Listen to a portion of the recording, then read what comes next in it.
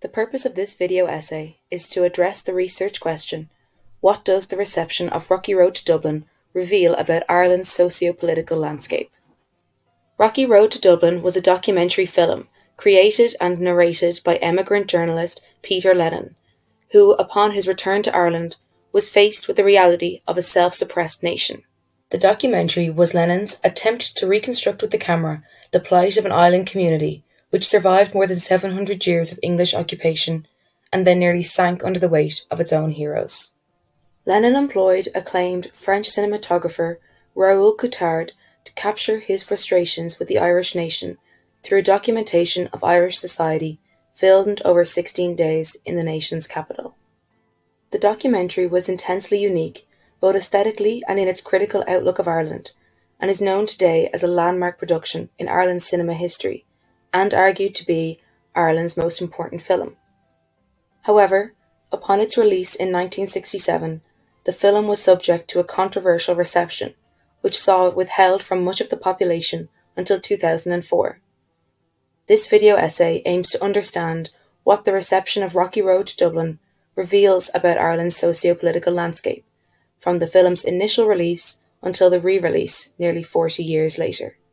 To understand why the film was shunned, it is first necessary to contextualise its release within the conservative culture in Ireland during the 60s and 70s. A key theme in Rocky Road to Dublin is the unchallenged control of the Catholic Church, and this representation is supported by other scholars who attribute the high status of the Church in the formation of the Free State to the insecurity of newly decolonised Ireland. Furthermore, the fear of foreign vices and the nation's identity anxiety propelled the fusing of Irishness with Catholicism, a crutch which provided a level of support to an otherwise unstable nation. Other scholars add that there existed a perceived duty to protect the virtue of the Irish, and hence the Church, which prohibited self-criticism. It can therefore be said that Lennon's production was a culture shock that ignited controversy by challenging the status quo. The independent film debuted at a press screening in Dublin in 1967, and its initial reception evoked contrasting opinions at home and abroad, which propelled Lennon's view of progression in France versus regression in Ireland.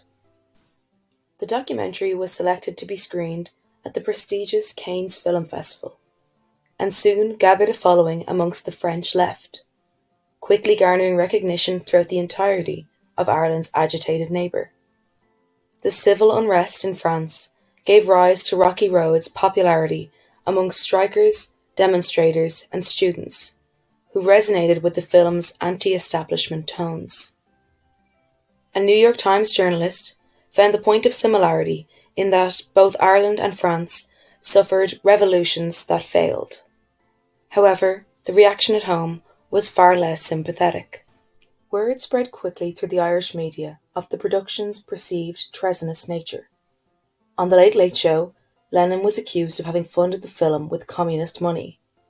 The Herald entitled it an anti-everything film, and a journalist from the Irish press gave it a brutal review despite having not watched the production. The Irish Times, a historically Protestant and Unionist newspaper, dubbed the film a breath of fresh air, and argued that it was given a controversial label before it was even seen.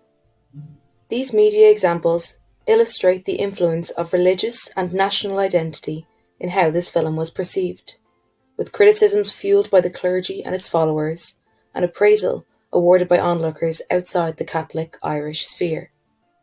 Censorship was another quandary Lennon expressed in his film. At one point, he pays tribute to literary figures whose censored works forced them to emigrate, and who, in Lennon's mocking words, were Ireland's most notorious export. In another scene, a schoolboy relays to the class that seeing bad plays and films and books is an effect of original sin and poses a threat to Ireland's theocratic society. Rocky Road to Dublin, containing no explicit or obscene content, did not warrant the Irish Film Censor's authority to outright ban the production. However, every attempt was made to suppress the documentary from the public eye.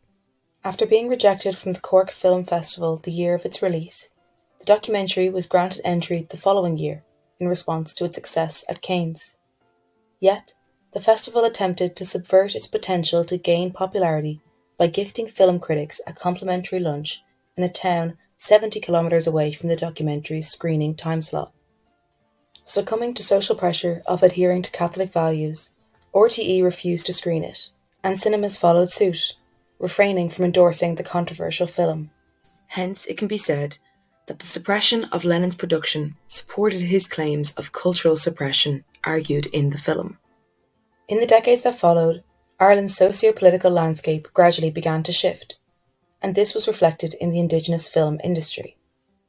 Where in the 60s, Lennon's approach to filmmaking was unfamiliar and to some uncomfortable, this new wave European style of cinema grew in popular in Ireland during the 70s. Harvey O'Brien interprets this change as filmmakers moving from producing cinema that displays a single coherent view of a nation to one that expresses informed personal perspectives of individual artists with something to say about their own society. By the 80s, Irish films and documentaries had established a clear direction to challenge earlier ideas of identity. Cathal Black's docudrama Our Boys exposed abuse of schoolboys by the Catholic Church, and Pat Murphy's Maeve realised the independence of its female protagonist through its feminist narrative. Luke Gibbons and Kevin Rockett, authors of foundational critical film text, Cinema and Ireland, reflected that the key shift in Irish cinema was the realisation of contemporary problems through film, a challenge that Lennon had approached 20 years earlier. The 1990s saw further pushback against Catholic conservatism, with the decriminalisation of homosexuality and removal of the prohibition on divorce. Furthermore, the uncovering of political and sectarian scandal evoked an explosion of anti-establishment feelings among the youth, and seemingly Lennon's predictions of new generation discontent were forming into reality. This era of the Celtic Tiger further influenced Ireland's film and documentary industries. 1993 saw the re-establishment of the Irish Film Board, which had been disbanded 5 years previously due to lack of profitability, and was welcomed back by a thriving Irish cinema scene, and now proper funding was available to propel this blooming industry. Economic prosperity, brought on by globalisation, opened the possibilities to utilise cinema as a branding strategy to increase Irish tourism and ultimately fuel Ireland's economy. The Irish Film Board acknowledged this opportunity and encouraged filmmakers to cater for international audiences and mainstream appeal.